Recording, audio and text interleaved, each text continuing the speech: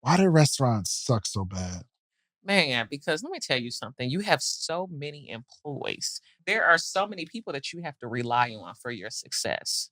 So you look at like if you've got one restaurant and let's say you've got 20 people in there working for you.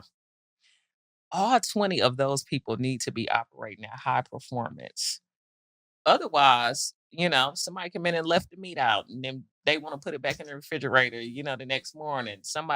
Couple of customers come in, they got food poisoning, you know what I mean? Mm. Somebody mopped the floor and didn't put the wet floor sign down. Now I got a lawsuit. I wasn't even in the restaurant. Why y'all suing me? Sue them. You know what I'm saying? So Right. those are the type of things that you deal with in the restaurant industry. And it is a constant situation of repeating yourself and telling people what to do over and over. And the more the older I get, my my patience is about that then. You Yeah. know what I'm saying? So it's grace to God that I franchise because that's what I'm truly passionate about. I'm passionate about helping people open up their own business. I've been doing business consulting probably for the past 10 years. Mm. So being able to do that under my brand, helping people open up their own business. And then I'm working with business owners. I'm Yeah. working with other like-minded individuals. You know what I Yeah. mean? So it's a nice situation when it comes to franchising. And I know you're helping people franchise, but do you recommend people get into the restaurant industry? And if you do, I who's it recommend for? certain people get into the Talk restaurant to me. industry, and this is another reason why it's a little bit more stressful for me. Is because I have so many of them. So Mm. that's one thing too that I'm kind of wanting to consolidate. So my restaurant Crave, I'm actually looking to, like I said, I own the building, so I'm looking to rent that out to somebody that wants to operate their Mm. restaurant in there, so I can just focus on the Escobar brand. Because, like for example, I'm really cool with Lynn, who owns Turkey Leg Hut. Y'all been to Turkey Leg Hut in Yeah, Houston. So Yeah. they do 30 million, like crazy numbers. Him and his wife, they do it together. They're super dope.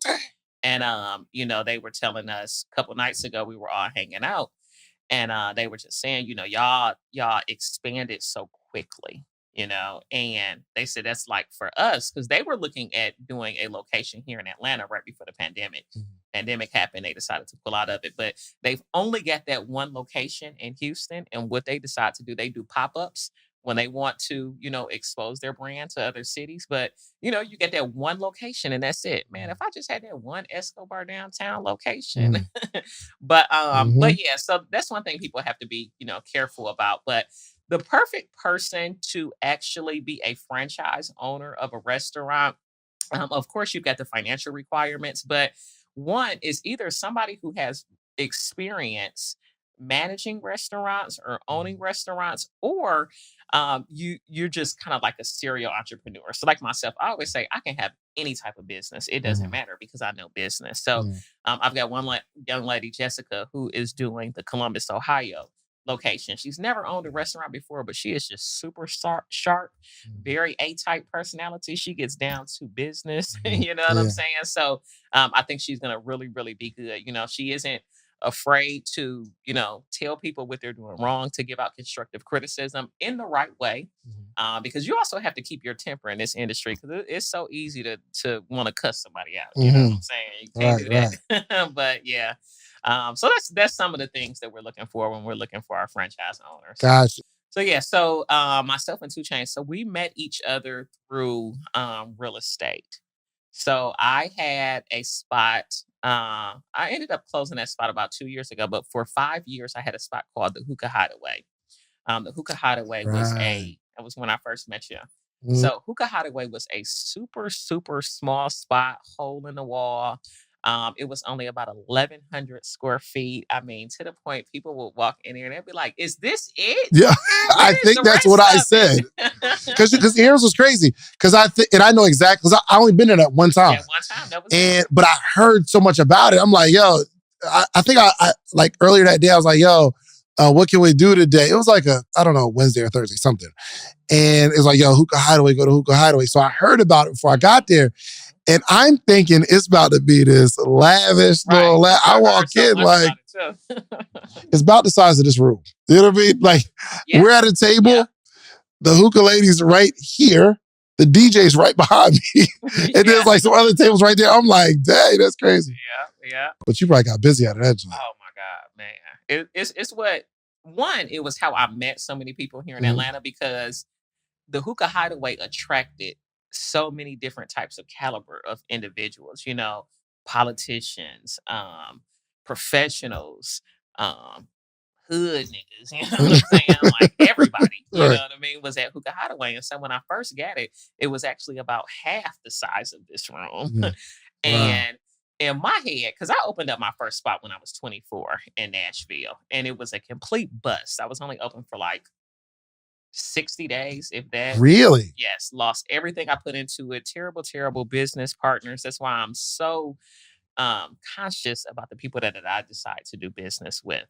I've only had after I did my newspaper, I've only had one business partner since then. Mhm. But anyways, so I got that spot and I said to myself, my rent at the time was $1,100 a month. Mm. Man, where can you open up a hookah lounge, a restaurant, Yeah. etc., and only pay $1,100 a month?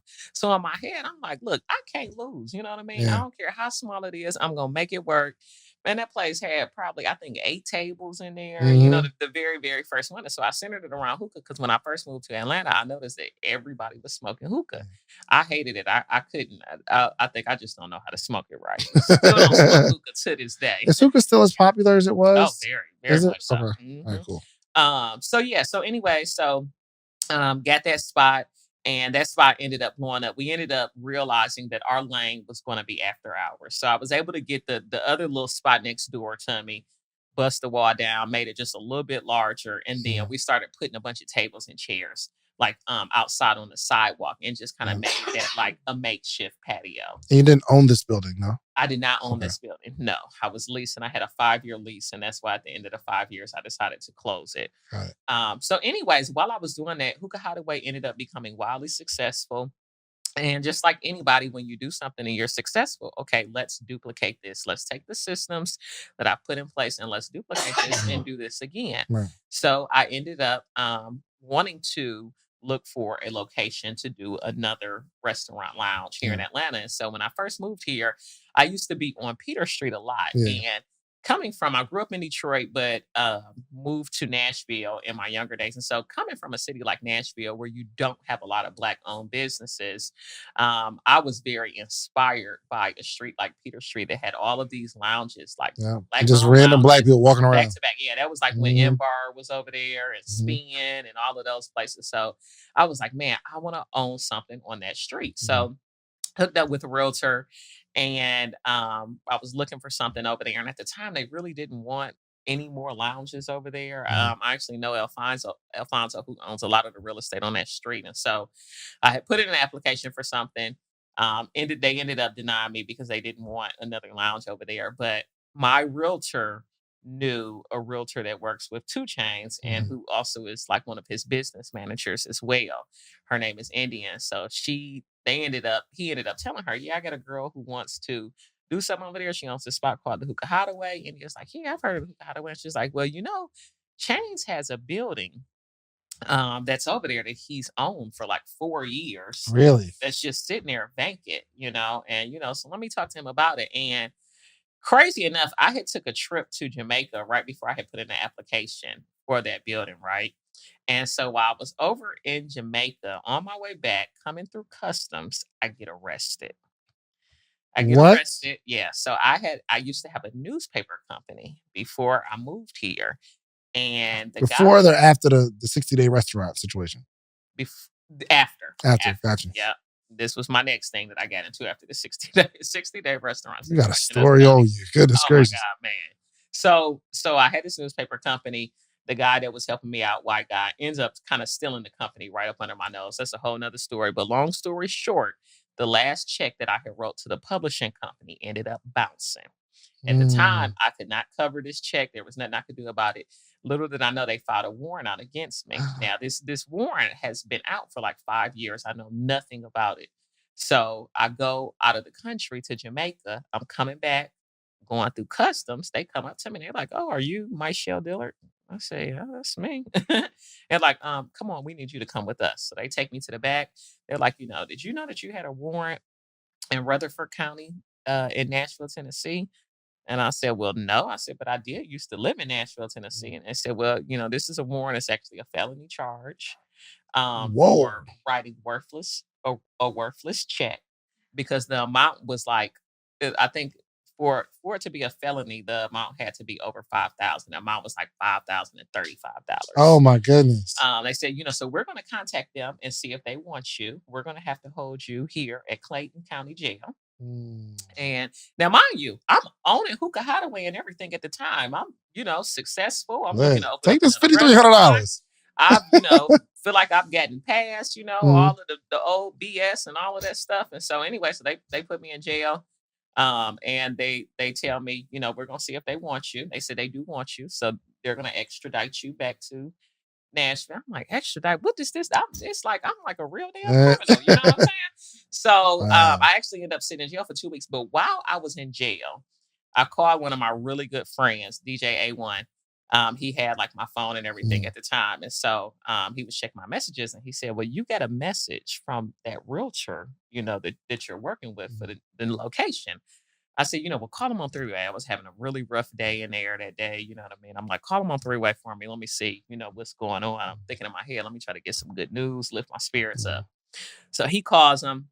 And he's like, I'm talking to the realtor. And he said, well, you didn't get that location. He said, but there's another opportunity that you might be interested in. He said, it's much further down the street. I never get the prime location. Like it's down the street around the corner. But he's like, it's much further down the street. He said, but it's owned by a well-known rapper that's from Atlanta. And, he's heard of you and he wants to do business with you. Because I also used to have a party bus company. So he heard of my party bus company. It's called Party Serial. Bus Kings. And so he said, he's heard of you and he wants to do business with you. And I'll never forget this moment. And I said, well, who is it? Because, just well-known rappers, some of them, ain't got a lot of good business sense now, to be honest. And I said, who is it? He said, it's 2 Chainz. And I said, I could work with 2 Chainz. For sure. He seemed cool. And I remember after that phone call, man, I was skipping up to my little cell. Like, and I told my little cellmate at the time, I was like, I'm about to open up a restaurant with 2 Chainz. Now, at the time, I truly did not necessarily 100% believe that this was going to come true and truly happen. Cool jail story, though. So they ended up coming and picking me up like 3 days later, took me back to Nashville, dropped the charges as soon as I get there. What? It's like, what is this? Y'all just been playing with me for 2 weeks? Oh my goodness. Dropped the charges completely. As soon as I get there, I get out. I immediately come back to Atlanta that day. And the very next day, I meet with 2 Chainz and his realtor at the Hookah Hideaway. Wow. And I remember like the night before tossing and turning. And like, I'm not like a starstruck person at all, period. But I knew that if this situation ended up being what it has become today, that it would truly change my life, So, and the meeting went extremely well. I was nervous. I'm like, man, he's like you said, you've been to Hookah Hideaway. I'm like, man, he might think like, oh, this little place, this ain't that, she ain't gonna be able to run a real restaurant, whatever. So, but he came in there, we clicked like immediately. Like we have like a brother-sister relationship. He's an only child, so he's never had any siblings. And so I said, I'm just going to show him the numbers. I showed him the numbers. We were doing some amazing numbers. What were you doing at that time? We were doing about 45,000 a week, Out of Hookah Hideaway? Out of Hookah Hideaway, baby. Them chairs on their patio, they made up for some. What? Yes. Yep. So we didn't make a little hideaway. We get 45,000 out of 1,100 square feet. Out of 1,100 square feet, man. And what were we selling? Hookah, alcohol? Hookah, alcohol, and food. But the kitchen, child, we was using deep fryers, and we was just, we was making it work, But they busted some of the best bar food out of the kitchen at the Hookah Hideaway. And then I had brought a concept here that is now becoming wildly popular. But back in Nashville, they had Nashville hot chicken. So, you brought that today. So yeah, so I had Skinny's hot chicken. on the menu. And so we did like the leg quarters and stuff like that, you know, with the hot seasoning sauce on them. I do remember them wings took a long time to come. They did. Yep, I remember that for sure. Deep fryer on the counter, baby. But wow. So that was how I met 2 Chainz. Immediately after that, he took me over to the space on Peter Street. It would end up taking us 2 years to get that place open. Wow. Yes, that's the longest it's ever took me to open up a restaurant. It took us 2 years to get that place open. They did not want us on the block. Our Caucasian friends over there did not want us on the block at all. They tried to block us from getting our liquor license. I remember I cried when them people granted me, when they said approved. Like so many people from the neighborhood had came. They were just like, they had never seen anything like that before.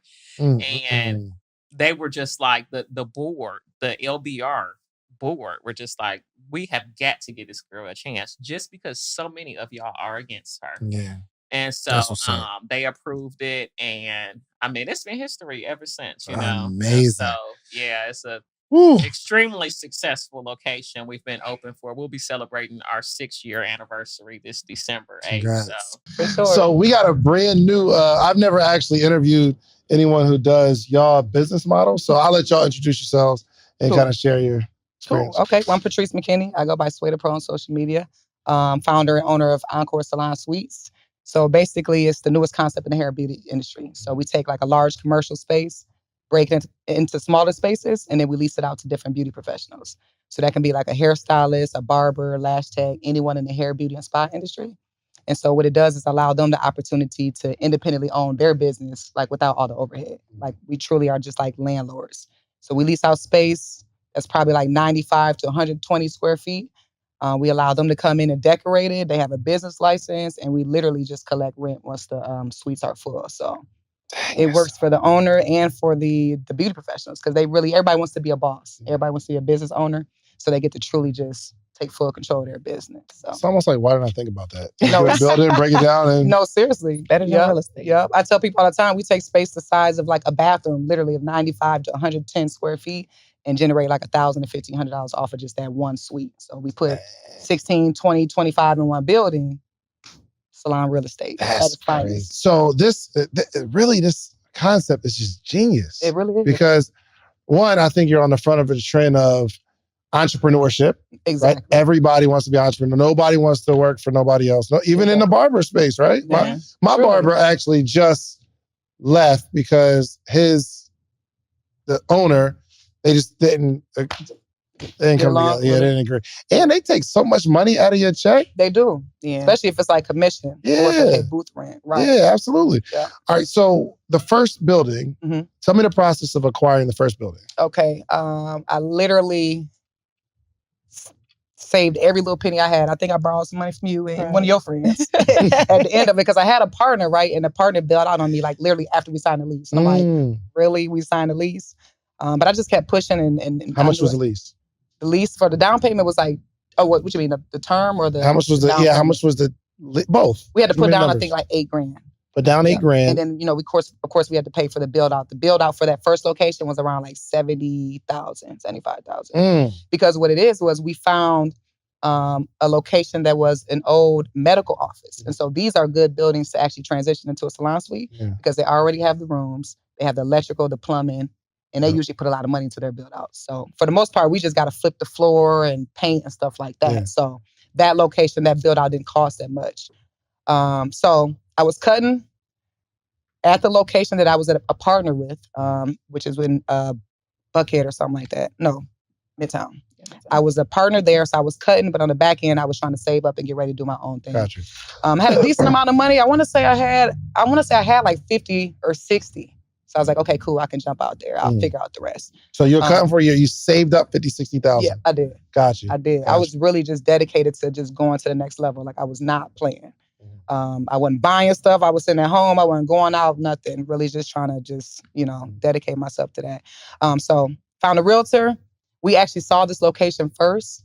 Went and saw like maybe 20 other locations because everybody was like, well, it's by Bankhead and you by the hood and you shouldn't get that location. So I kind of steered away from it, but then end up coming back to it. And I was like, nah, I just see something in this location.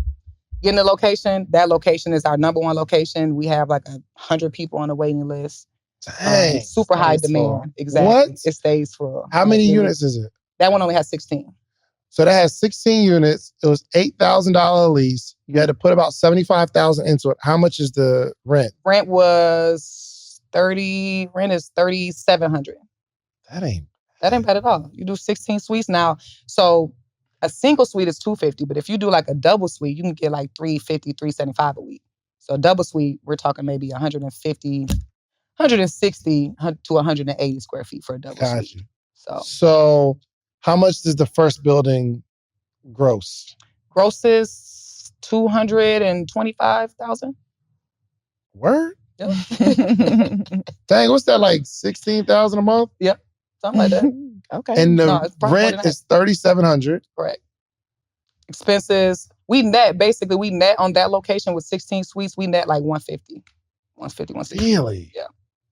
And again, truly semi-absentee because of how we do it. Because we know other owners that have to be there every day. And just stressing every day, and they just make it when you're there, what do you got to do if everybody got their own beg units? people for money, tell people not to do this, do that, just get all in their business. And we just try to do a good job with making sure we try to find qualified professionals, which for the most part is somebody that already has clientele. Yeah. Like we don't allow people that don't have clientele to come into the salon suites because we believe you need to build your clientele. Yeah. Salon suites don't really have walk-ins. It's not like your traditional salon or barbershop where people are coming in, and so you really need to have your clientele in place before you come. So we don't just take anybody's money. We make sure they're a good fit for us. Got it. So we won't have to deal with it later on. And we treat it just like an apartment complex. Like you sign a lease, you need a copy of your ID, all that stuff. So let me jump into these salon suites because I actually had a conversation with some twins that do salon suites, and I never heard of the concept, but it seemed like the easiest thing you could do because bro, it's the easiest thing in the world. All right, so walk me through when you get the idea for the salon suites. Mm-hmm. So basically, I got the idea for the salon suites because I go and get my hair done once a week. I can't do anything to my own hair. I don't even wash my own hair. So I was realizing that something transitioned from I'm now going to salon suites instead of salons. The people, the stylists that are doing my hair, they're located in salon suites. So I'm looking around, and there were maybe at the time a very small amount of them here in Atlanta, especially Black owned. And so I just kind of started doing my research and visiting salon suites. And I said, you know what? I said, this would be great for me because this is good daytime money. This is not something, even though you allow your stylists and your tenants to have 24 access, most of them are not really going to work late at night. So I was looking for something else to invest in that would be good daytime money, that would not be a headache, and that would be passive. I love it. And essentially, what you do is you find a space. The better spaces that will cost like less startup costs are going to be like dentist's office, doctor's office, spaces that where you've got these rooms that are already kind of built out. Yeah. So you buy them or rent them. Totally up to you. So of course I'm sorry. Your first one, did you buy it? My first one, I rented. You rented. And give me the specs on it. How big was the building? You know, I like to start with a space that's at least 2,500 square feet. That's your starting point. Okay. My first space was about 3,100 square feet. How many rooms? It was right downtown. I've got 22 suites in that one. Stays rented. How much was your rent? My rent is $53.26 a month. And so this is the rollout of it. You want to be at 1 week of rents. Should pay for all of your expenses. It should pay for your rent or your mortgage on the space. It should pay for your utilities and your insurance. Got it. Okay. And if you're going to have somebody there, there's a way that you can automate the business with apps and things of that nature where they can pay their rent on the app, maintenance requests, your leases, all of that stuff. For me, since I plan on never walking into my salon suites at all, I have 2 people that run my 4 salon suites. One is my wife. Another one is an older lady Shout out to Miss Jackie. She's so extremely helpful for me. But she's been working with us for about 2 years, and they take care of making sure that the suites are leased out, that the cleaning people come, and that I was gonna say stocked with, but there's nothing to be stocked with because you're renting these suites to business owners. Yeah. So these people, they don't work for you, they're not employees, they're business owners. They come in, they do what they gotta do, they pay their rent on Friday, and that's that. So 1 week out of the 4 weeks of the month, 1 week pays for all of your expenses. The other 3 weeks are yours. So how many suites in it? 22. So 22. my location downtown, I've got 22 suites. And how much do you charge per suite? It just depends on the size of the suite and what comes in it. Okay. So the best suites are the ones with windows. So all of my salon suite businesses have like the communal area. How many suites you got? I've got 4. Word. Mm-hmm. You got 4 restaurants and 4 salon suites? Yep. The salon suites, are they all in Atlanta? All of my locations are in Atlanta. I'm looking to do one more here, and then after that, I'm going to expand outside because I'm starting to sell so many franchises, especially the people that live here in Atlanta. So I don't want to take all the good locations for myself. So you're franchising a salon suites too? Yes, I've sold 3 so far. Mm-hmm. You out here. Man, I'm trying. You getting it done. Golly. Okay. So 22. 22 in one location. In one location. Mm-hmm. I want to do a monster one where it's like 40 suites. Where's my phone? I need the math to be mathing. Right. Yeah, so I would say the average that you can rent each suite for probably about $275 a week. I've got some suites that are double suites that I rent for $400, some that I rent for $350. Some that I rent for $200, so about $275 to $300 a week is what you can lease these suites for. So it's about $6,600 a week times 4. We got a multi, and sometimes it's like 30 days, which is more than 28 in 4 weeks. Yeah. So and this is the thing. This is the thing. So what I make off of one salon suite, I can make in 1 week in a restaurant. Okay. So that's why people want to do the restaurants. That's where the real big money is. Mm-hmm. However, if you want just no headache, something that's easy, okay. If I got to do 2 or 3 of these to equal one restaurant, I'd rather do that because I never have to walk into these. Nobody has ever tried to sue me with these salon suites. Whatever happened in their little space, that's on them. They got their own insurance, their own business license. I'm only responsible for the little common areas, which is the hallway and the one little reception area. You know what I mean? So it's a no-brainer. Then there's other things that you can sell in there to make money. All of mine have like a beauty store in there. So y'all need something, y'all buy it right here, from me. Who runs that store? The receptionist. Okay. Oh, so the receptionist. Yep. But what I'm about to start doing is vending machines, putting the products in the vending machine, and then so it's even more passive. I'm very interested. Storage units, because it just seems like a never-ending cycle of money.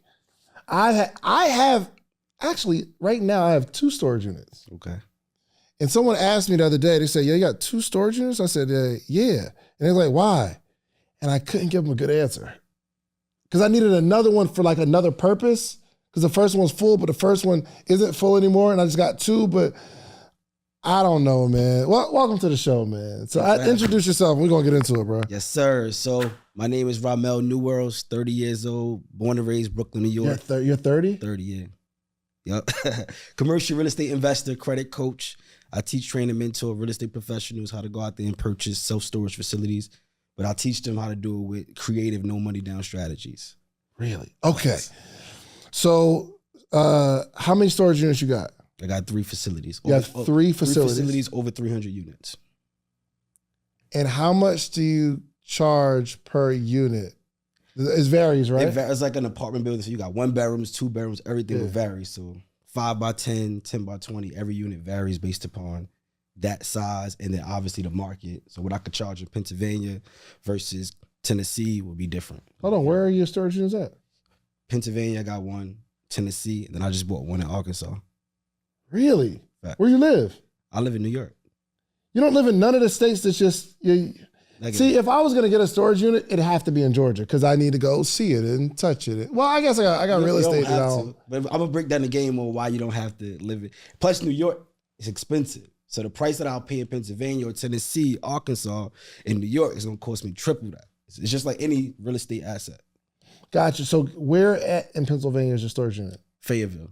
Fayetteville. How many units are there? 88. You bought the storage unit. Existing facility. Purchased it. How much? $750,000. $750,000. And how many units again? 88. 88 units. What's the average price per unit? $90. So 10 by 10, we rent it out per for month. 90. Yeah. Run the numbers. We in his pockets, Reese.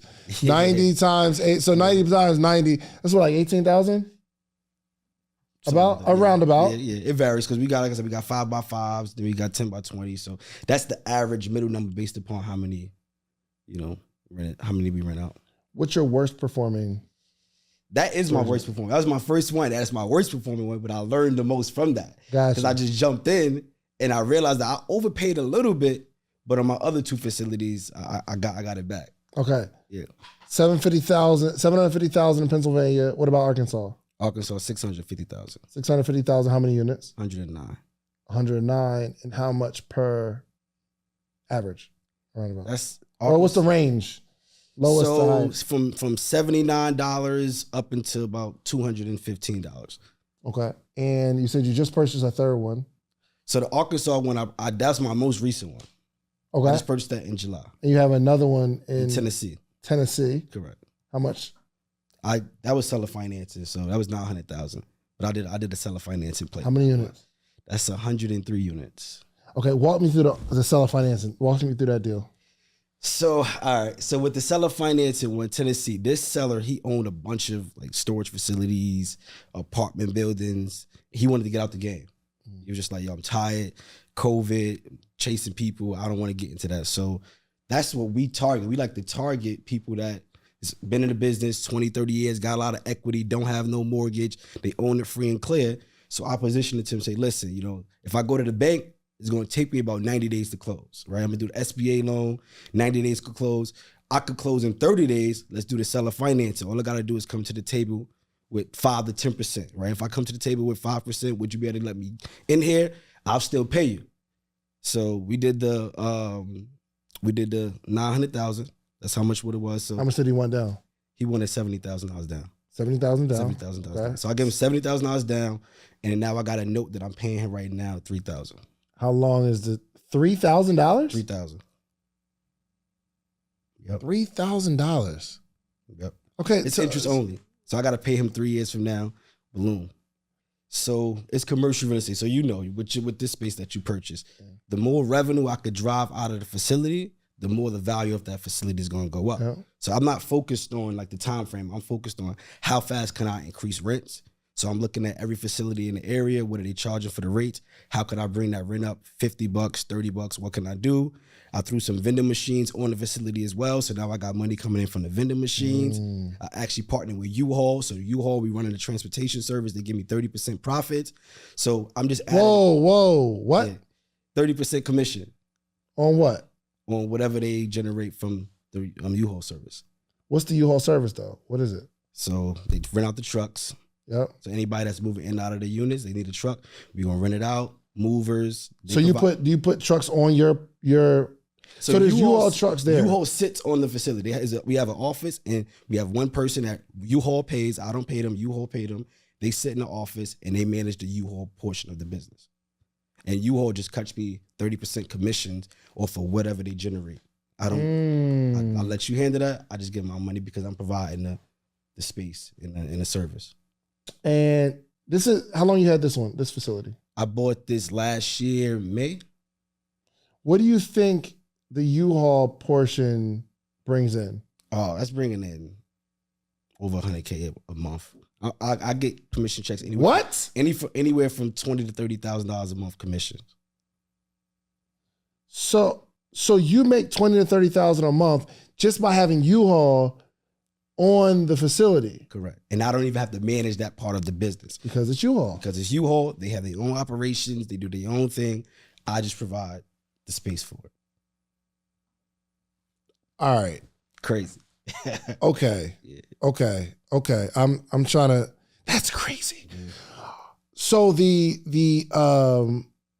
units, what percentage are you booked or rented out?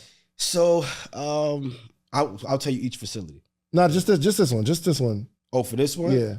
I'm at 85%, 90% occupancy right now. But I like to keep it that way. Why? Because it's power in like keeping a waiting list, having turnover. If I fully rent out the unit, then it's tough for me to actually increase my prices because that person is stuck in that unit. So the more people I get to come in as new clients, I can always increase my rents because it's a new client coming in. New tenant coming in. You got the game figured out, bro. You got the game figured out. When do you plan on paying off? Do you plan on paying it off or do you plan on refinancing? Oh yeah, I plan on refinancing. Gotcha. Cash out refinance. When? That's my plan.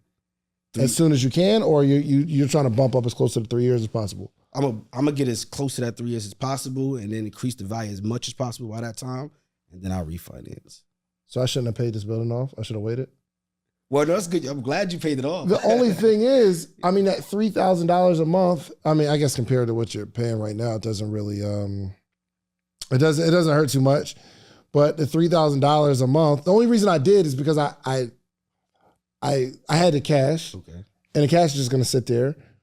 And if I just pay off the building, then I get to save $3,000 a month in interest. So that's really... So you paid the building off cash? Or yeah. Oh, yeah. Me personally, I wouldn't do that. Because why would I have my cash sitting in the building? I'd rather take my cash and go buy another asset. I don't like having cash, bro. But you take the cash and go buy another building. True. Or put it in another business. But if I was going to get another building, I'll just refinance this, get the cash out, and buy another building. But I just don't want it to sit there. That's true. You know what I mean? I just don't... That's true. I think I said too much. I don't think my wife knows. You know what I mean? I just try to keep... Anyway, yeah. So I get what you're saying. But anything can happen in the time where you're getting closer to the 3 years where the bank is moving slow or they, stop lending for some reason. Mm-hmm. And then the person who owns the building who is paying the bank right now, all the $3,000 for those 3 years, which is $36,000 times 3 years, is like $100,000 plus your original $70,000. Yeah. You just gave them $170 and they take the building back. And all the improvements and stuff like that, they own it. That's dangerous, ain't it? Yeah, that's the risk. That's the come with the game. But why not just try to refinance as soon as possible? Because I want to make sure when I do refinance, I'm going to pull out the most cash. If I go and refinance now, my revenue is not at the most capacity that I know I could get it to. Mm-hmm. So again, with commercial real estate, the value of your facility or apartment building, whatever you purchase, it goes up the more revenue you generate. So as I continue increasing rents, adding more value, my revenue is going to go up. My value of my building is going to go up. Now when I refinance, I would have pulled out probably $300,000 cash out to my pocket, but if I wait, I could probably pull out some more. So you'll pull out the $300,000. Mm-hmm. You'll still have a note, which is going to be comparable to what you're paying now. Now it'll probably be more when you refinance. Yeah, but still, I have that money back. I can go reinvest, and the actual asset will pay for itself. Yeah, U-Haul's paying all the bills, bro. Yeah. So why these particular places? Arkansas, Tennessee, you said, right? Pennsylvania. In Pennsylvania. Why these particular... We can't get none in Atlanta? Because it's like real estate anywhere you go. So if you buy something in the middle of Atlanta, the price is going to be higher versus if you go to Alabama, right? So True. It's just about me knowing where I could get the most bang for my buck. That's number one. Number two, I like to buy areas that's more, I say, like rural areas, suburban areas, right? And I want to see wherever the market is growing. So think about 2020. A lot of people start moving out of the city. Like New York, everybody was getting out of there. Cali, everybody's getting out. They're going to Vegas. New York, they're going to Pennsylvania. A lot of people going to Florida. So I want to be where the population is growing, not where the population is going down. So a lot of people in New York, they moved to Pennsylvania. There was a 13% population increase in Pennsylvania alone in 2020. So if everybody's moving, guess what? They use a storage unit. Because they're moving in and out. They're relocating. So now they need my services. Arkansas was one of the top 5 cities in 2020 that people moved to. So that's really why I picked my pockets, because wherever people are moving to, that's why I want to get ahead of it. How long were you at that location in Dunwoody? 4.5 years. 4.5 years? Yeah. And what's the agreement with the gas? Did you like work with the gas station owner and they just let you post up? I actually told them, I said, because I couldn't get nobody in Atlanta to rent me a space because I ain't had no business experience. Literally, I had all this money, and I remember I was about to sign a lease, and a lady, I gave her every single bank account I had balance. I gave her everything I had in my name. I even gave her my car titles. And soon I was about to go to sign a lease, she said, me and my husband, we decided to go another route. And it broke my heart, man. Like, I'm like, are you putting this together like, yo, I'm in the South, these people racist? yeah, so now that's what society trying to tell me. Yeah. I'm like, I came here to change my life and it's not giving me that opportunity. But then I go on LoopNet. A friend of mine's telling me about LoopNet, right? Again, in Philly, I don't know LoopNet, I don't know what LegalZoom, I don't know what none of that stuff is. I don't know nothing about LLC, none of that. I just know streets. But I always knew I was a hustler because I was in the streets. Because I tell people there's no difference, and I'm gonna say this, and I don't want nobody to, shouldn't be breaking the law, but there's no difference between selling drugs and business but paying taxes. You gotta pay your workers, you gotta take care of your team. Everything is the same, except for you going to jail the other way. Right. You know what I'm saying? But you can go to jail this way too. Yeah, and this way too. Keep paying the taxes. Yeah, but that taught me so much. But again, I went to this Indian guy. He had this space. He wanted $1,500 a month. And I told him, I said, listen, I'll pay you 6 months up front right now. I got the money. You ain't got to worry about nothing. And he let me, into that space. And do you know, I went from making $0 my whole year. Eve came one day, right? The rapper Eve. Oh, Eve, okay. And I was dead broke, man. I'm talking about, I don't even think I had $1,000 in the bank. This is why you had the truck. No, this is before the truck. Before the truck, got you. Yeah, so this is just the gas station. So imagine right now, you just had all this money. Hold on, I'm sorry. You were in the gas station? I thought you had a gas station. I thought you had a truck.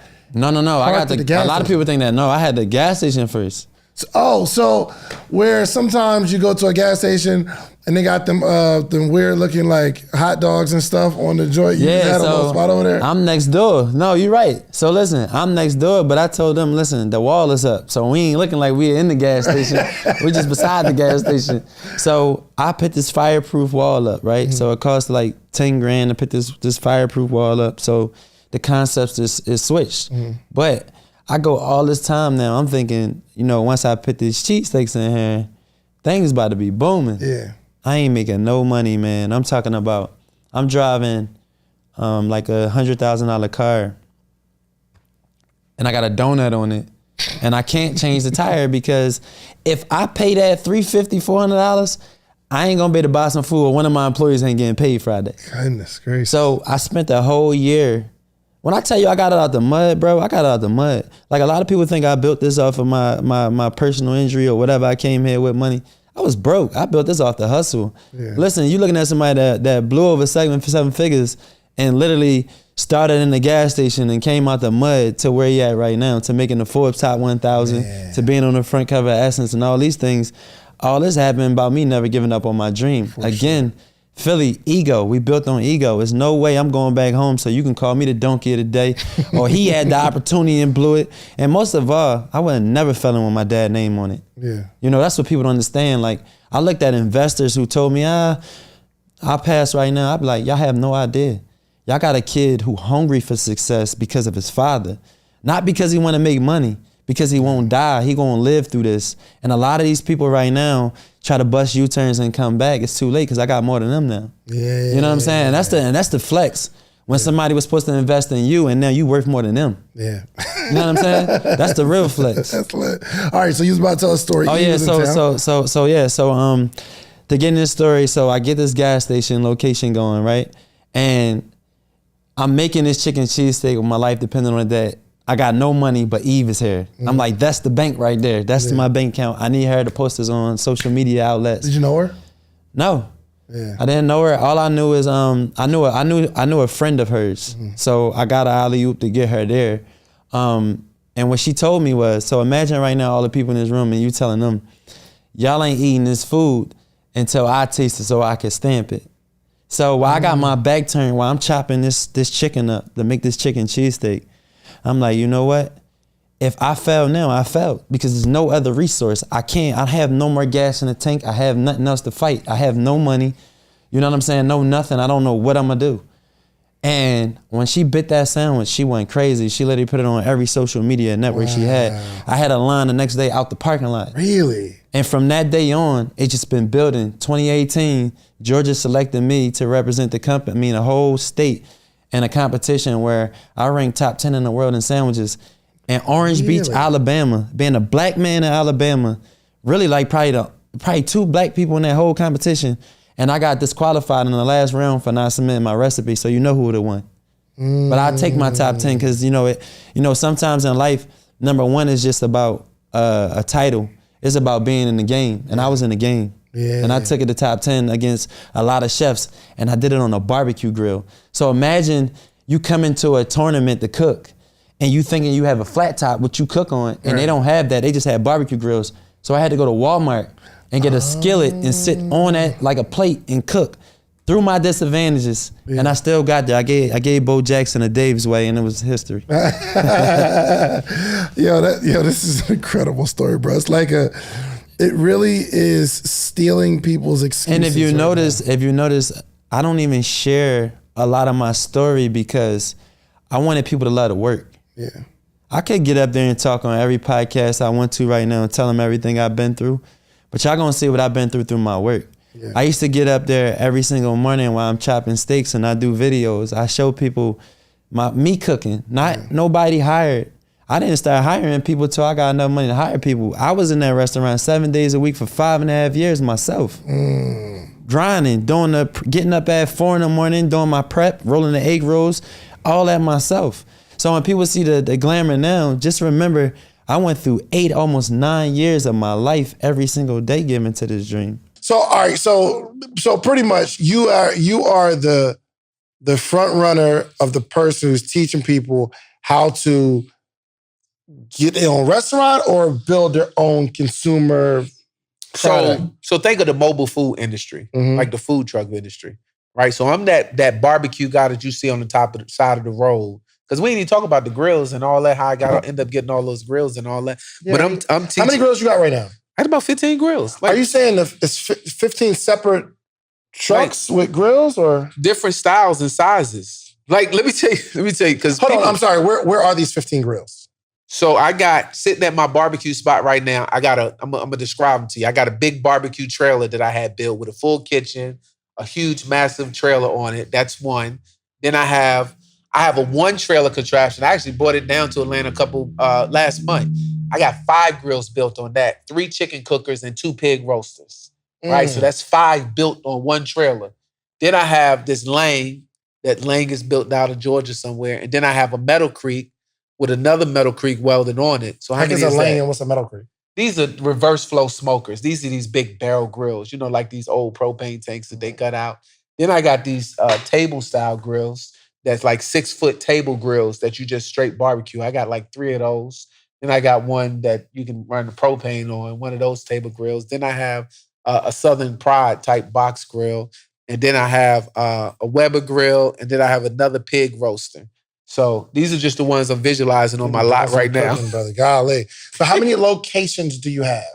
So I have one physical location that people can come to that's in Dumfries, Virginia. It's open right now? It's open right now. 24 hours, okay. No, it ain't open 24 hours. I mean, not 24 hours, but it's a static location. It's static location. Employees that work there, things of that nature. And then I also go around and I still do festivals and fairs. I do pop-up. One of my mottos for people, and I teach this in the course too, I used to work with people and I used to say, let me increase your business with food.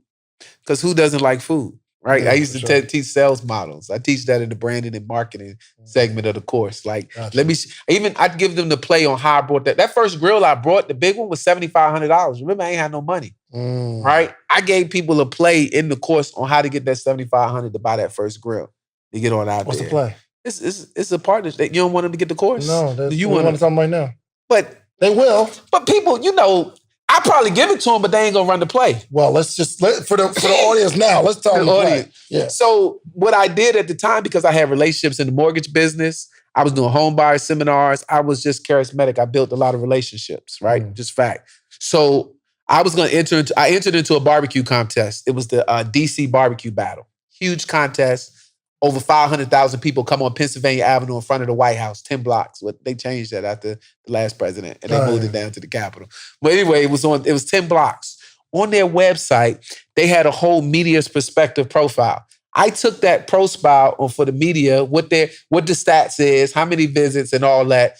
I created my own marketing brochure.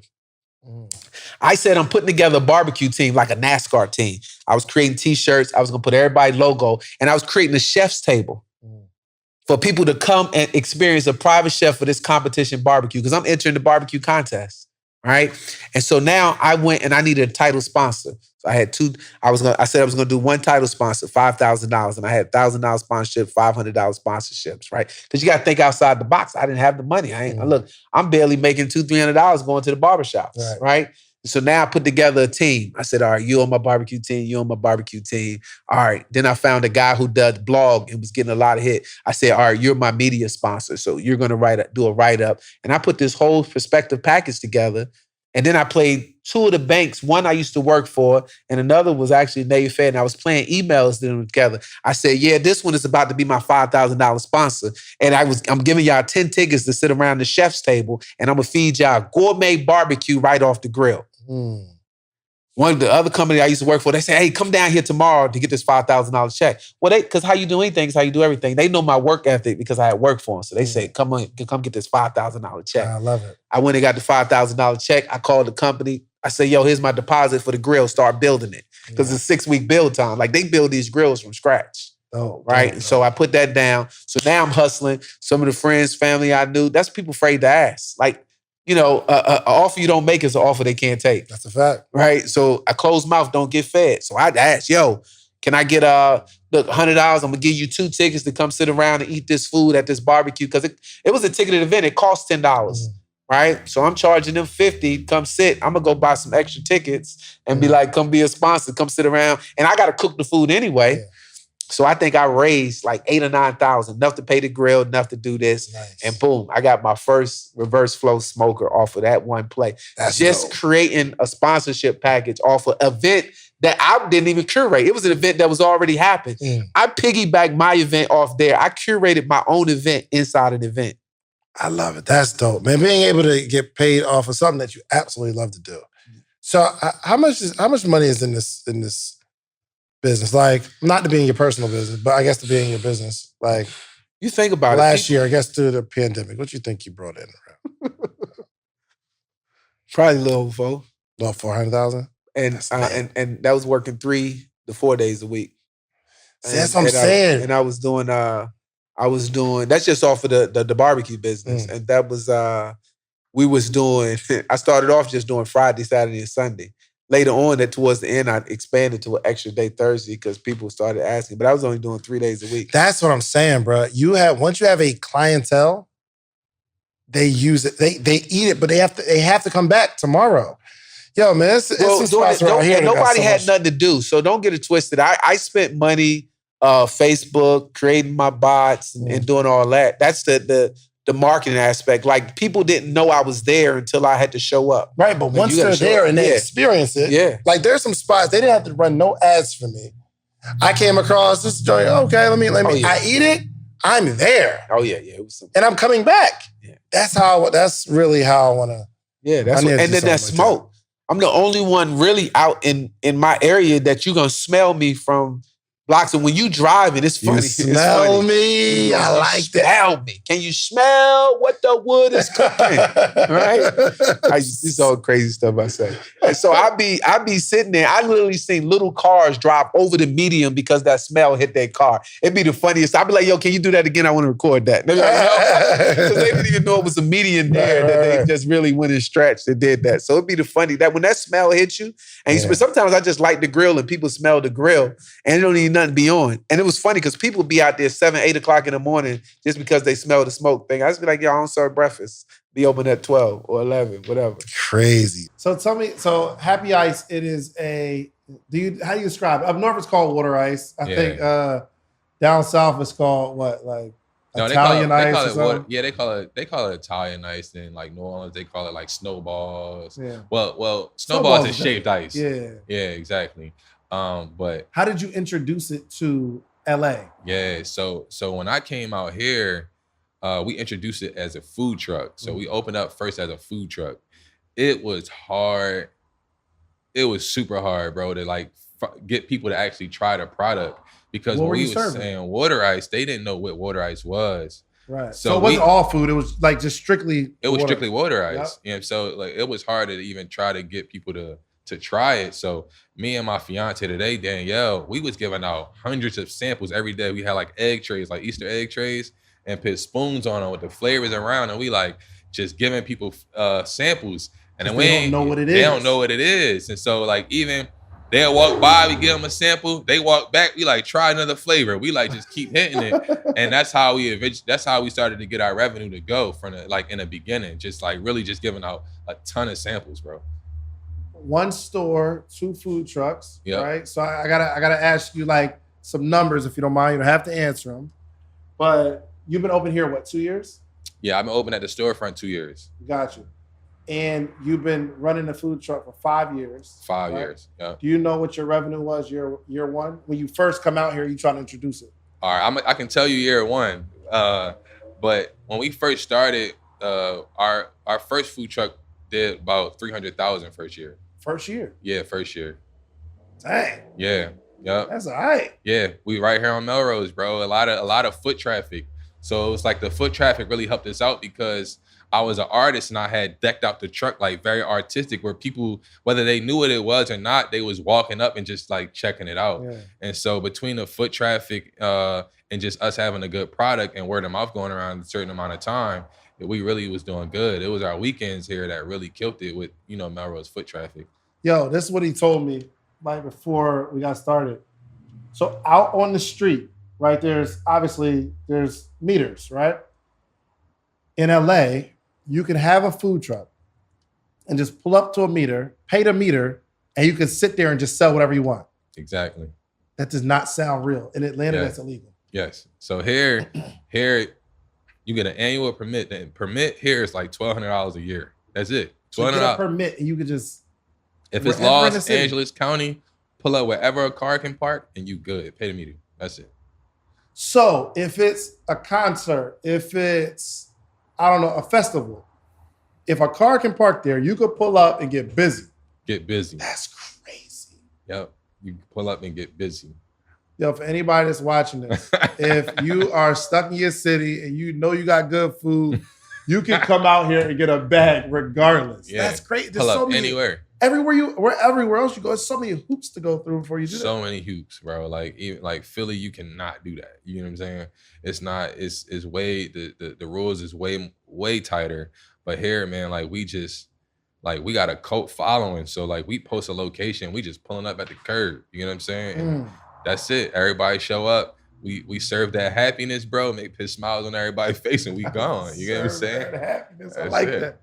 Year 2. Do you remember the revenue? Year 2 for Happy Ice. Did you have still operating one truck? Yeah, that was operating one truck. I think we jumped up to probably like $500,000 that year. Yep. In a food truck. In a food truck. Yep. In one spot. One spot. We was actually 2 spots. We was coming here to Melrose and we was going down to Manchester Western. I think that's like the South Central area. Yep. Okay. We was there with a company called Blue Kitchen. Like we was turning it up. And then at that time, that's around the time when I had got the opportunity for this show that started coming. So we started. Black Ink. Yeah. Okay. So how long you been on the show? We just had 2 seasons, but our first season aired like 3 years ago. So our second season just started coming out. So on your 3rd year, it came your 2nd year. Yeah. Do you think that was responsible for the jump? No, so the Happy Ice already started blooming right before the show came out. So I'm gonna share one last numbers, and that's probably all I can. He's like, yo, get out my business. But like right before the show came out, we was doing like $60,000 a month with each truck. I was doing $120 a month with 2 trucks before the store even opened.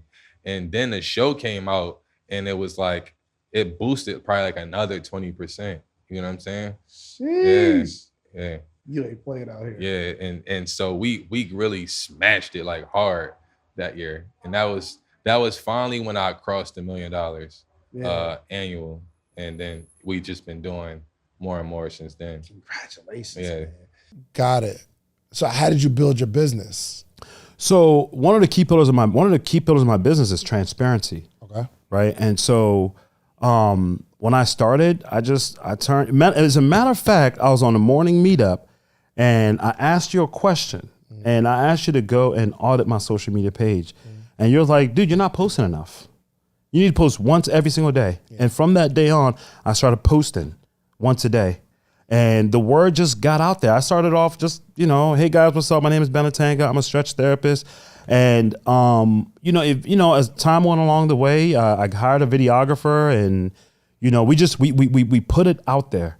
Right. And then also I've invested in coaching and mentorship to learn how to actually market my business. Sure. Learn how to be an authority in the space. Yeah. And so 90%, probably 80% of our business comes off of Instagram.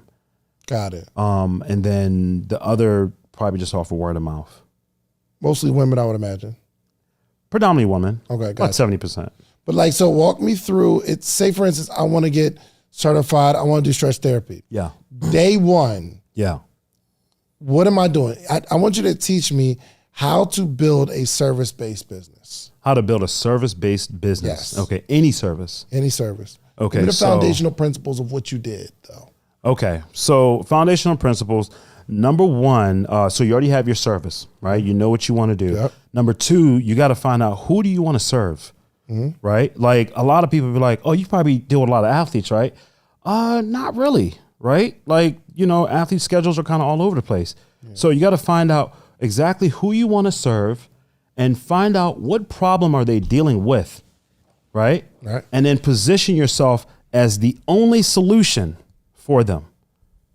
Right. Okay. So in my case, I knew that when I say things like store trauma and tension, right? People of a certain age group, let's say that 40, mid 40 to like 55 age group, that's going to resonate with them.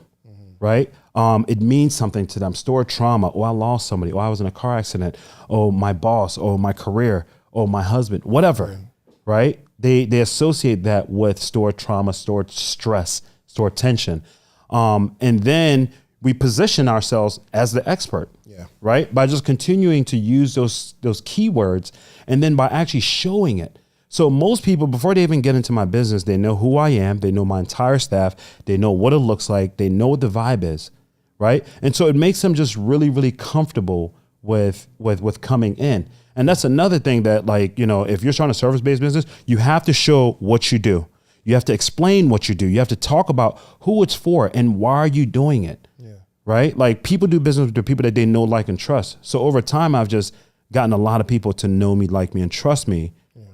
Yeah. And then you got to collect testimonials and stuff like that. And of course, having a very attractive and calming Zen space, in my case, helps out quite a bit. You got your own space, of course. Got my own space, yeah. But you didn't start out that way. I didn't start out that way, no. Mm-mm. No. So how did you start? Just like pulling up on people, like coming to the house? So yeah. So the first business I had got shut down during the pandemic, and after a few months of sitting around, I started doing mobile house calls. And so I went on a website. I went on Thumbtack, which is like a gig sort of hire website. Right. And I went on Thumbtack and I listed myself as Dr. Deep Tissue.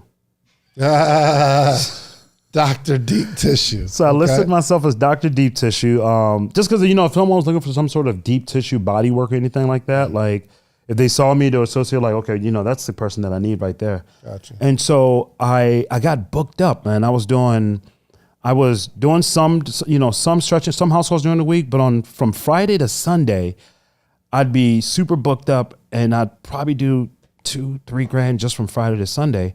And I got tired of running up and down the Beltway and, hauling my table. And the demand grew. And so I saved up some money and I went and got my space, my studio.